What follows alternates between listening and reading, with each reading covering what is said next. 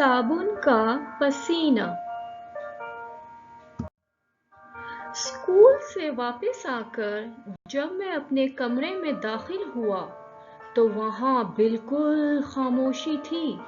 मेरी कोई भी चीज मुझे देखकर खुश ना हुई। मेरा तकिया और चादर पलंग पर मुंह फुलाए पड़े थे। करीब ही कालीन पर मेरी शलवार, कुर्ता और चप्पलें एक दूसरे पर सवार सर्दी से कांप रही थीं,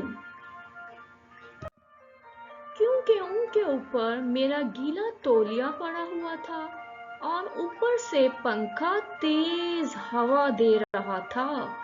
मुझे महसूस हुआ कि ये सब मुझसे नाराज हैं, लेकिन क्यों? ये सोचते हुए मैं अपने गुस्ल खाने में दाखिल हुआ कि हाथ मुंह धो लूं, लेकिन ये क्या? टूथपेस्ट की आंखों में आंसू, साबुन पसीने में तर, शैम्पू की बोतल का गला खुश्क। अब कुछ कुछ मेरी समझ में आ गया था कि मेरी चीजें मुझसे नाराज क्यों हैं।